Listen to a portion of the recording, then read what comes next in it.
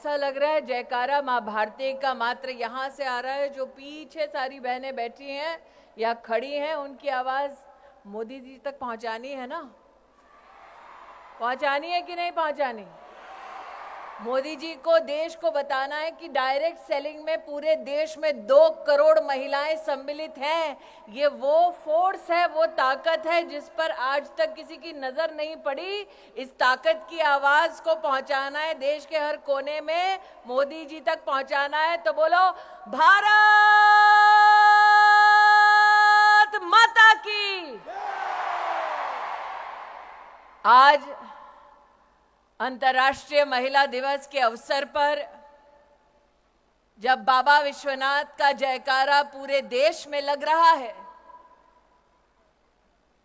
तब वो मातृशक्ति जो अपने और अपनों के लिए मां अन्नपूर्णा से कम नहीं, वो ताकत जो परिवार का भी सृजन करती है, समाज का भी आधार बनती है, और जो इंडस्ट्री से अगर अपनी ताकत को जोड़ ले तो भारत के हर घर, हर शहर, हर राज्य के लिए लक्ष्मी स्वरूपा बन जाती है। ऐसी मेरी डायरेक्ट सेलिंग एसोसिएशन की स्नेही बहनें हमारी इंडस्ट्री की ताकत, मातृशक्ति को, महिलाओं को अंतर्राष्ट्रीय महिला दिवस की सर्वप्रथम हार्दिक शुभकामनाएं प्रेषित करती हूं। वैसे मैं संजीव जी से और रेड्डी साहब से बात कर रही थी, बहनों ने मंच देखा? 4 पुरुषों के बीच में 1 महिला। और प्रवीण जी, इसीलिए चूंकि नेता लोग महिलाओं को कुर्सी नहीं दे रहे थे, मोदी ने 33% आरक्षण का बिल पारित कर दिया। तो मेरा आग्रह है संजीव जी, रेड्डी साहब, कि अगले साल जब आप ये कार्यक्रम करें तो जितने पुरुष बैठे हैं उतने ही महिलाओं को मंच पर जगह दी जाए। आप आज मुझे वादा करें कि मोदी ने संसद में 33% आरक्षण किया है, आप एसोसिएशन में 33% और फेडरेशन में 33% आरक्षण पारित करिए। आप दोनों के पास माइक है, ऐसे नमस्ते मत करिए साहब, माइक पे वादा दीजिए बहनों को। आपसे हम वादा करते हैं कि हमारी एसोसिएशन में 40% महिलाओं का योगदान रहेगा। आप मंच शेयर करेंगी, मंच शेयर करेंगी। आप 40%। नहीं, शेयर नहीं, रेजोल्यूशन पास करिए कि एसोसिएशन में पदाधिकारी 40% होंगी। आज ही रेजोल्यूशन पास करिए। अभिषेक जी, आज ही पास कर दो। पास करेंगे 100% madam, 100%, 100%. As you rightly told, we'll give more than that. तो आज आपके सामने वादा हो गया है कि फेडरेशन में, एसोसिएशन में 40% पदाधिकारी की सीट रिजर्व होगी महिलाओं के लिए। तो अब बोलो भारत माता की। आज हम सब जो यहां एकत्रित हुई, प्रवीण जी को मैंने यहां विशेष रूप से इसलिए रोका क्योंकि साल 2024 में जब मैंने अपने जीवन का पहला चुनाव लड़ा था, तब मेरे कवरिंग कैंडिडेट का नाम प्रवीण खंडेलवाल था। उस वक्त मुझे याद है, प्रवीण जी जब मुझसे पहली बार मिले तो थोड़ा चेहरा उतरा हुआ था। मैंने कहा, प्रवीण जी क्या बात है? उन्होंने कहा, टिकट तो मेरी होने वाली थी, कट के आपको मिल गई। लेकिन साथ ही मुझे संबोधित करते हुए कहा कि आपको मैंने बहन माना है, इसलिए भाइयों की फितरत ये होती है कि अगर बहन को कुछ मिल जाए तो भाइयों को ऐतराज नहीं होता। मैंने 20 साल पहले प्रवीण खंडेलवाल से कहा कि बहनों की भी फितरत होती है कि भाई अगर कुछ दे आशीर्वाद में तो हम दुगना वापस करते हैं। और आज चांदनी चौक उसी सीट के कैंडिडेट के रूप में आपके सामने प्रवीण खंडेलवाल उपस्थित है। मैं ये नहीं कहूंगी हिसाब बराबर, लेकिन ये जरूर कहूंगी कि जब समाज में महिला हो या पुरुष संस्कार की भावना से समुदाय की ताकत को समझते हुए राष्ट्र के उत्थान के लिए जब हम सब इकट्ठा होते हैं, तब वो कर गुजरते हैं जो वर्षों वर्षों तक लोगों को असंभव लगता है। यह मंच आज सजा ताकि अंतर्राष्ट्रीय महिला दिवस हम सब मना पाएं। ये मंच आज सजा इसलिए ताकि हम आपकी फेडरेशन और एसोसिएशन के माध्यम से मातृशक्ति को नमन कर पाएं। लेकिन आज ये मंच उस शक्ति को एसोसिएशन में पदाधिकारी का भी दर्जा देने का एक मुश्त निर्णय लेती है। ये औरत की ताकत है। लेकिन मंच से तो एक वादा मैंने ले लिया, अब एक वादा बहनों से लेना है। प्रवीण जी, आप तो संतोष कर रहे हैं कि हम लखपति दीदी ही ठीक हैं, सही है ना? कितनी लखपति दीदी बैठी हैं यहां पे बताओ?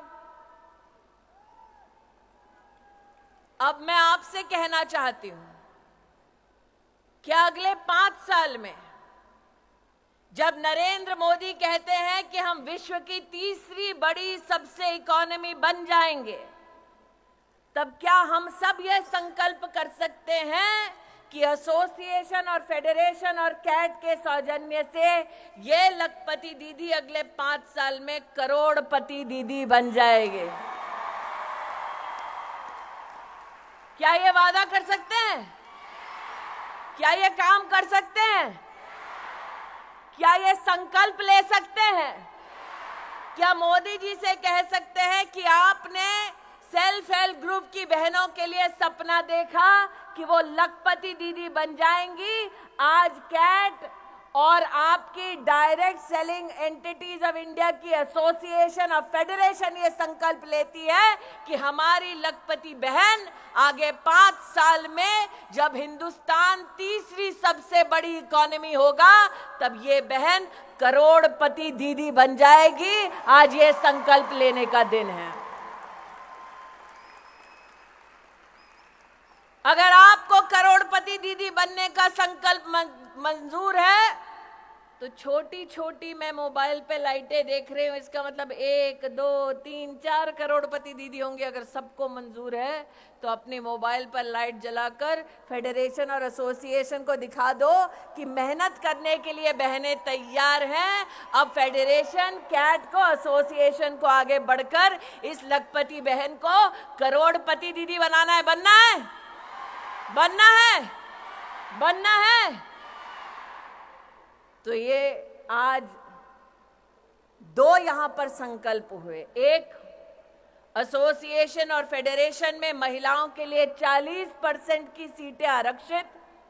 दूसरा, आज से 5 साल बाद मैं नहीं जानती मैं कहां हूं, लेकिन इतना जरूर जानती हूं कि मैं और प्रवीण खंडेलवाल और भरतिया जी इस संकल्प के साक्षी हैं। जितना मैं भरतिया जी और प्रवीण खंडेलवाल को जानती हूं, एक बार जबान दे दी तो फिर अपने आप से भी नहीं मुकरते। तो 5 साल बाद जगह यही, संकल्प वही, और लौटे हम करोड़पति दीदी और 40% महिला पदाधिकारी इस मंच पर इस संकल्प के साथ लौटे। पक्का? पक्का? पक्का?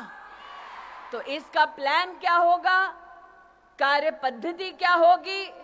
मेरा ये आपसे अनुरोध है रेड्डी साहब और संजीव जी कि आप इसका फ्यूचर पाथवे बनाइए। प्रवीण जी तो चुनाव में व्यस्त होंगे, लेकिन चुनाव के बाद हम सब उपलब्ध होंगे कि आप जो राह दिखाना चाहते हैं, जिस पर लखपति दीदी चल के करोड़पति दीदी बन जाए, उस राह को उस मंजिल तक पहुंचने के लिए हम सब अपना योगदान देंगे।